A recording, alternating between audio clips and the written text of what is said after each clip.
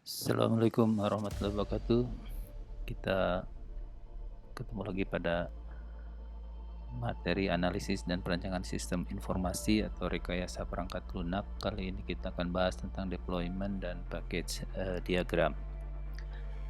Kalau kita perhatikan kemarin kita sudah bahas tentang arsitektur komputer. Kita bisa merepresentasikan dalam sebuah diagram atau gambar technical arsitektur sebuah sistem informasi. Kalau kita menggunakan three-tier arsitektur, kita akan gambarkan di sana di sisi database seperti apa, di sisi application layer seperti apa, kemudian di sisi presentation layer seperti apa. Itu saja nanti kita bisa masukkan bahwa database yang digunakan apa, bagaimana koneksi ke database-nya, aplikasinya, bagaimana melakukan koneksi dengan database dan menyajikannya di presentation layer. Kalau di contoh ini adalah ditampilkan dalam sebuah web browser. Kita masuk pada deployment diagram. Sebetulnya kita bisa menyampaikan three-tier tadi dalam deployment diagram. Jadi dalam deployment diagram kita bisa menyampaikan sebuah model arsitektur runtime dari sebuah sistem yang sedang kita garap. Hal ini akan menunjukkan bahwa konfigurasi dari elemen hardware atau elemen perangkat keras sebagai node, dan kita tunjukkan bagaimana elemen tersebut dan artefak-artefak yang akan dipetakan ke dalam node tersebut. Diagram ini bersifat statis karena diagram ini memperhatikan atau memperlihatkan konfigurasi saat aplikasi dijalankan. Jadi pada saat runtime si aplikasi tersebut. Dengan memuat node-node beserta komponen yang ada di dalamnya, kita tuangkan dalam deployment diagram ini. Dan dalam deployment diagram hubungannya sangat erat dengan diagram komponen, di mana diagram yang satu dengan yang lain dari komponen-komponen itu saling terikat. Diagram ini akan sangat berguna saat aplikasi diterapkan sebagai sebuah aplikasi yang dijalankan di banyak komputer atau disebut distributed computing. Sebuah node itu kita gambarkan seperti ini, kubus, dan kita beri nama dari node-nya itu. Contoh misalnya kubus bentuk 3 dimensi, kita beri nama server. Kemudian di sana juga ada instant node. Di instant node kita bisa tampilkan dalam diagram. Instant dapat dibedakan dari node dengan faktanya bahwa apa yang kita tulis sebagai instant itu diberi garis bawah dan kita beri titik 2 sebelum tipe dari node tadi. Jadi contoh di sini komputernya instantnya adalah HP Pavilion ya. Tuliskan HP Pavilion titik 2 komputer dan di garis bawah. Kemudian node stereotypes, sederetan atau sejumlah stereotip standar biasanya disediakan seperti CD-ROM, DVD-ROM, komputer, Redis, PC, PC client, device security, server, dan seterusnya. Nah, ini tinggal ditampilkan seperti aturan awal. Hanya di sini biasanya juga ada simbolnya. Misalnya PC client di kanan atas ada gambar atau simbol komputer, CD-ROM atau DVD-ROM, ada gambar DVD atau CD, storage device, dan seterusnya. Kemudian artefak. Artefak adalah produk dari proses pengembangan software. Bisa berupa model proses, misalnya model use case, model desain, dan seterusnya. Bisa juga berupa file source file ya, atau file sumber, bisa juga executable file, bisa desain dari satu dokumen atau laporan, dan seterusnya. Artefak ini dilambangkan dengan persegi panjang dengan menuliskan nama artefak tersebut. Kemudian keyword artefak dan icon dokumen dituliskan di atasnya dengan simbol atau icon di sisi kanan atas. Baik, berikutnya kita lihat association. Dalam konteks diagram deployment asosiasi merupakan jalur komunikasi antar node. Kita lihat diagram berikut ini menunjukkan bagaimana deployment diagram untuk sebuah jaringan, di mana protokol jaringan yang digambarkan sebagai stereotip dan ada duplikasi atau penggandaan di ujung asosiasinya. Ada firewall dihubungkan menggunakan TCP/IP dengan jaringan lokal dengan relasi satu ke satu. Kemudian di jaringan lokal itu terdapat server utama satu dan server dan komputer workstation paling tidak satu dan maksimum bisa banyak. Digambarkan deployment diagramnya seperti ini. Kita juga bisa menggambarkan node sebagai kontainer, di mana sebuah node bisa saja berisi unsur-unsur lain. Jadi dalam satu node kita bisa memasukkan berbagai unsur di dalamnya. Bisa berupa komponen, artefak, atau yang lainnya. Misalnya kita gambarkan dalam diagram deployment ini sebuah sistem embedded. Jadi embedded itu sistem yang berisi sistem yang sudah didesain untuk mengerjakan hal-hal yang spesifik. Kita lihat, kita gambarkan di mana artefak yang dieksekusi sebagai bagian dari node sebuah motherboard. Jadi di dalamnya, di motherboard ada executable file, kemudian motherboard itu akan dihubungkan dengan keyboard, mana satu motherboard hanya terhubung dengan satu keyboard. Kemudian motherboard itu juga akan dihubungkan dengan LCD display, dan ini digambarkan satu motherboard hanya dihubungkan ke satu LCD display.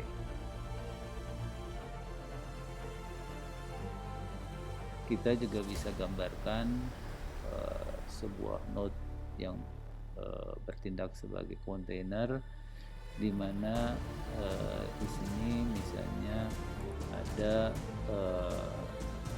node ATM kioski, seperti kita waktu mengambil uang atau memeriksa saldo atau melakukan transfer di ATM di bank, ya, kita sebagai nasabahnya. Kemudian si ATM itu akan berhubungan dengan server bank.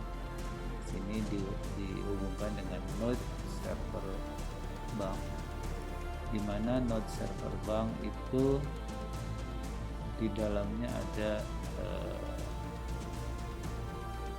artefak dan database. Artefaknya ada aplikasi untuk melakukan transaksi, dan ada database yang menyimpan semua aktivitas, semua data yang terjadi selama transaksi. Jadi kita bisa gambarkan ya, node instance-nya sebagai bank server. Di dalamnya ada artefak instant, aplikasi untuk melakukan transaksi. Kemudian juga ada artifact instant database.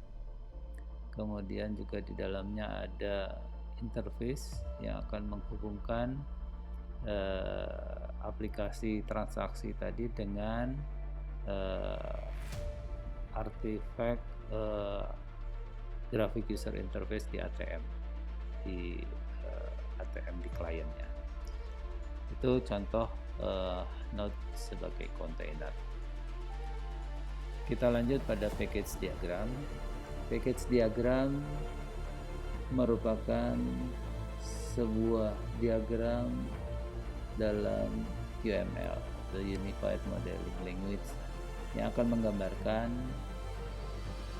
dependensi antara paket yang membentuk sebuah model. Kenapa diagram paket ini dibutuhkan? Diagram paket ini akan menunjukkan susunan dan pengorganisasian elemen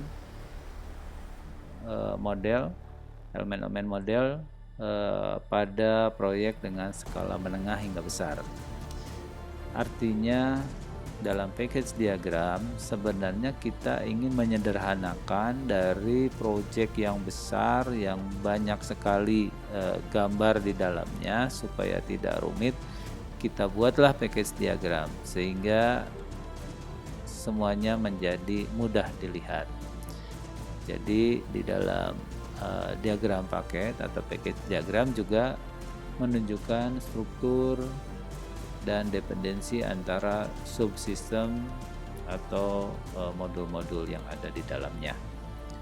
Diagram paket digunakan supaya kita bisa mencerminkan organisasi paket dan elemennya. Jadi apa yang ada di dalamnya, bagaimana kita susun, itu kita gambarkan dalam package diagram. Penggunaannya yang paling umum untuk paket diagram adalah supaya kita bisa mengatur use case diagram dan kelas diagram, walaupun di dalamnya tentu saja tidak hanya untuk penggunaan use case atau kelas diagram saja ya, tapi juga pada semua diagram yang ada di UML. Unsur yang terkandung dalam sebuah paket ada nama ruang yang sama. Oleh karena itu, unsur yang terkandung dalam nama ruang tertentu harus mempunyai nama yang unik. Jadi satu paket itu di dalamnya harus mempunyai nama-nama yang unik. Paket diagram bisa kita bangun untuk mewakili relasi secara fisik maupun logis.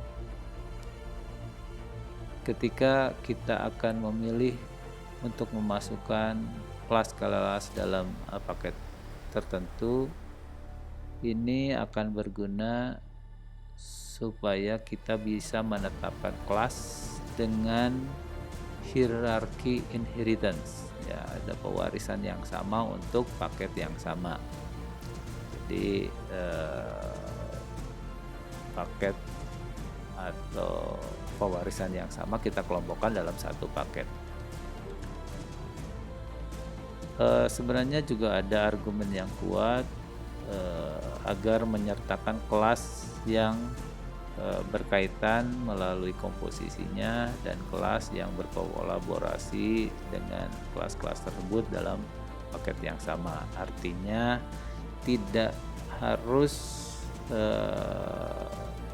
berdasarkan hierarki inheritance atau tidak harus berdasarkan hierarki pewarisan, tapi bisa juga kita bisa menyertakan kelas-kelas yang punya komposisi yang sama misalnya, atau kelas yang berkolaborasi dengan kelas-kelas tersebut sehingga kita bisa masukkan dalam sebuah paket yang sama. Dalam paket diagram ada unsur yang dapat disebut dengan nama non kualifikasi. Di dalamnya misalnya pemilik elemen, elemen yang diimport, dan elemen yang mempunyai nama-nama tertentu. Elemen yang dimiliki dan diimport bisa jadi mewakili atau memiliki visibilitas yang menentukan apakah mereka ada di luar paket atau tidak. Kapan kita gunakan package diagram ini? Package diagram biasanya digunakan dalam sebuah proyek yang besar dan kompleks yang mempunyai ratusan kelas. Jadi kalau kelas diagram di dalamnya ratusan, 200, 300 kelas begitu. Nah, itu kita butuh package diagram. Karena tanpa kita organisir kelas-kelas tersebut, maka kita akan sulit memahami seluruh kelas yang ada karena saking banyaknya kelas yang ada dalam desain atau analisis di project kita. Paket diagram juga menciptakan struktur kelas atau elemen UML lainnya dengan mengelompokkan elemen-elemen yang terkait. Bagaimana kita membuat package diagram? Panduannya kira-kira seperti ini. Kita membuat paket secara sederhana. Artinya kita beri nama package diagram ini secara deskriptif. Jadi jelas kita kasih namanya dan sederhana. Niatnya untuk menyederhanakan, tentu saja namanya juga harus mudah dicerna, tetap sederhana. Tadi di awal sudah disampaikan bahwa kita menerapkan package diagram tujuannya adalah menyederhanakan diagram, bukan untuk mempersulit atau memperumit diagram, tapi menyederhanakan diagram. Sehingga paket harus kohesif. Kohesif itu artinya punya kaitan yang erat, ya bersatu gitu ya. Jadi yang masuk dalam package diagram itu yang punya kaitan cukup erat atau bahkan sangat erat. Kita harus mengindikasikan setiap layer arsitektur dengan stereotip paket. Artinya sesuai dengan layer arsitekturnya, maka kita buat paket diagramnya. Kita harus menghindari dependensi yang bersifat siklis, yang muter-muter antar paket. Ya, jangan berulang atau rekursif gitu ya. Jadi jangan melakukan paket yang siklis ya, yang berputar. Kemudian dependensi paket harus mencerminkan adanya hubungan internal dalam komponen di dalam package diagram tadi. Simbol yang digunakan ada package, gambarnya seperti folder. Kemudian ada model, di atasnya ada keyword model. Kemudian ada interaction, ada package class. Kita lihat package class seperti kelas, ada 3 kompartemen dengan diagram yang sudut kiri bawah ya. Itu kelas, tapi di atasnya biasanya nama kelas. Di sini kita tulis package -2 kelas ya, nama kelas. Jadi itu adalah package class ya. Di tengahnya ada kontainer untuk atribut, kemudian kontainer ketiga diisi dengan behavior. Sisanya sama ya, kelas digambarkan dengan kotak, proses dengan persegi panjang tumpul, part digambarkan dengan kotak persegi panjang, aktor menggunakan gambar atau simbol aktor, konten dan seterusnya. Ya, relasi ada bagaimana kalau ada akses itu digambarkan dengan panah putus-putus, kalau constraint itu garis putus-putus, dependensi kita buat dengan garis panah putus-putus dengan keyword dependensi di atasnya, generalisasi sama seperti yang sudah kita bahas sebelumnya menggunakan panah, kepala panah dengan atau mata panah dengan segitiga kosong ya, dan lainnya. Kemudian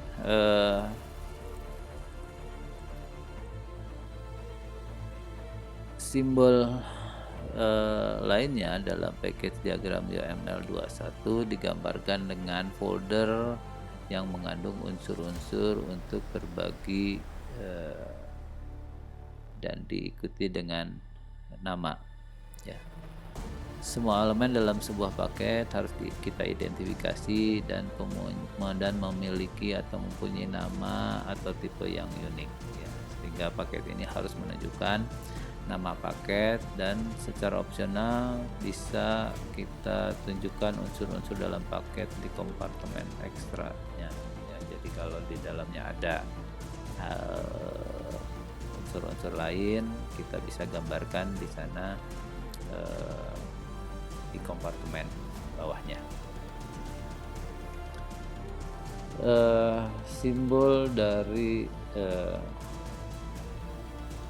package diagram dalam YAML itu ada, kita kelompokkan ada simbol akses, simbol dependensi, simbol import, dan simbol merge. Simbol akses kita gunakan sebagai sebuah elemen yang diimport yang didefinisikan sebagai sebuah relasi yang diarahkan antara nama yang diimport dengan elemen yang bisa kita buat package-nya. Kemudian kelompok dependensi merupakan relasi yang menandakan bahwa ada satu atau sekumpulan elemen model yang memerlukan elemen model lainnya untuk kita tentukan spesifikasi dan pelaksanaannya.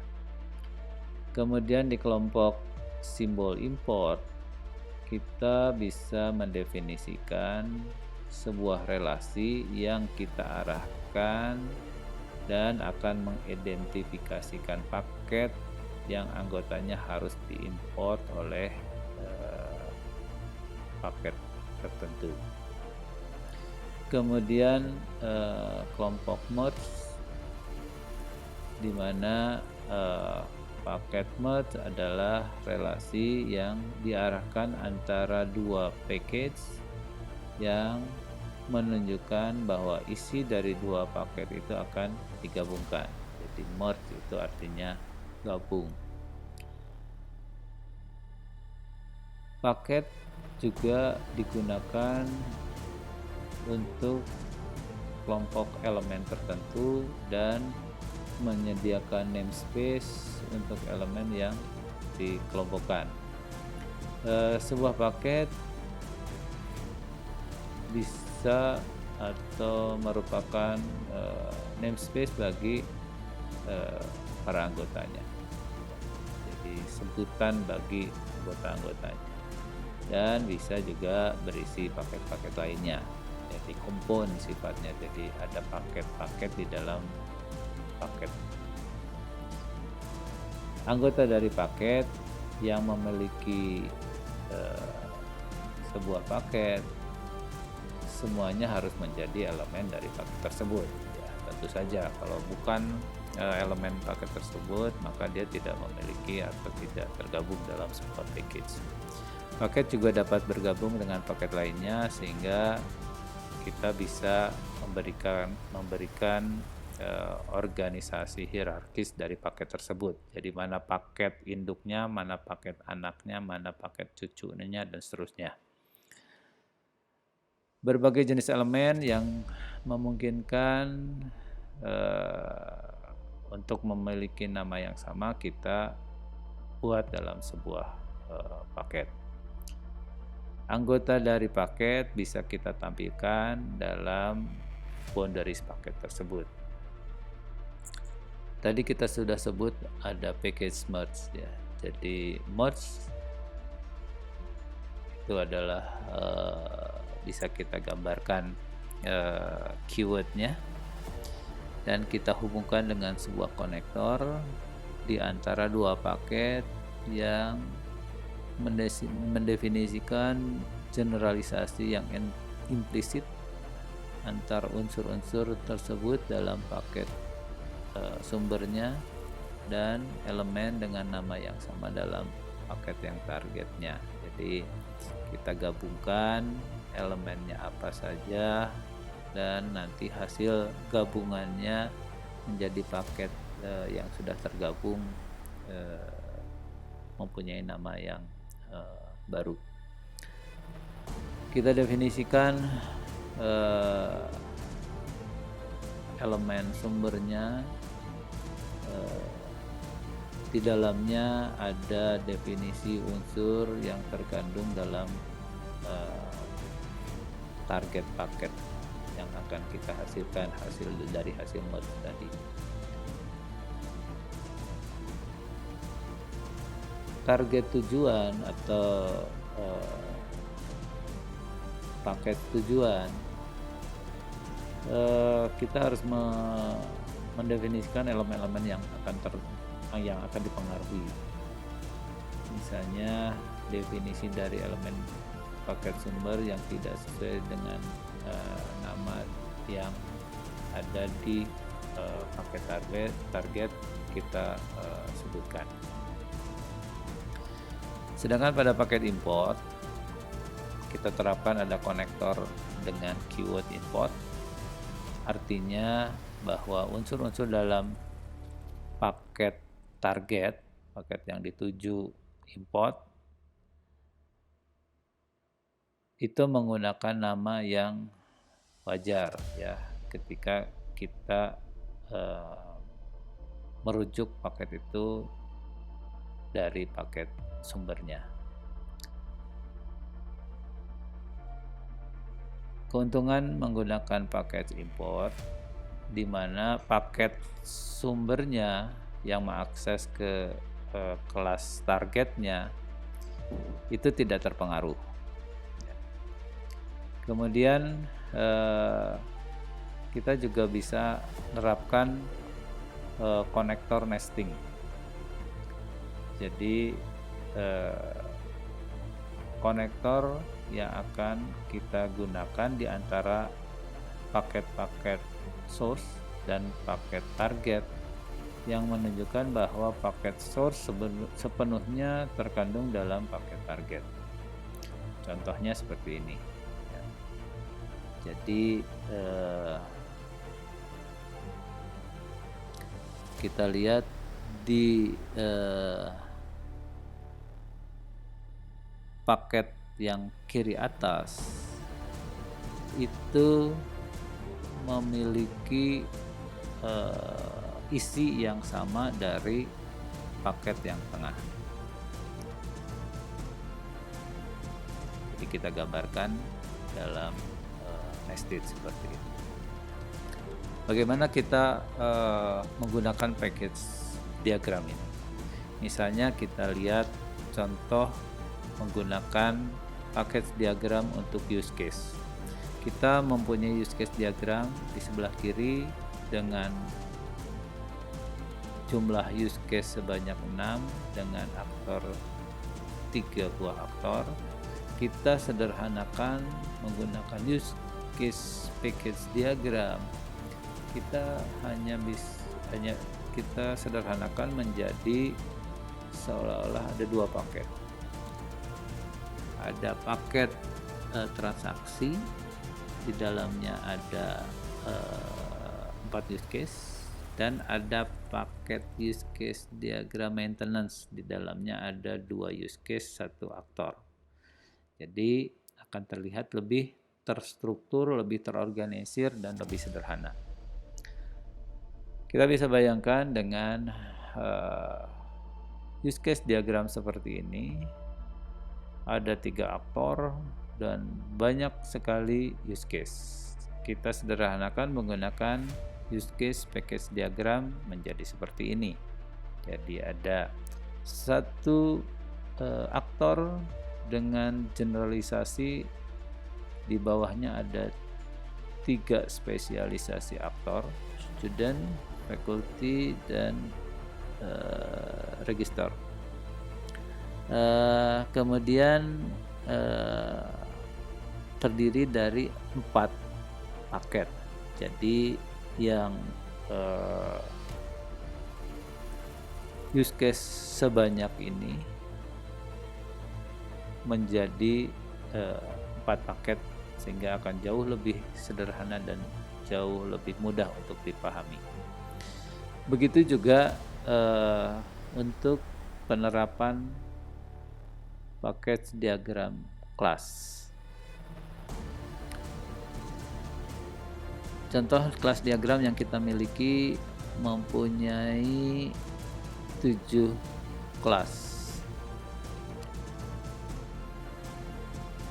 3 kelas utama, ada 1 kelas general dengan generalisasi dari 4 kelas spesifik.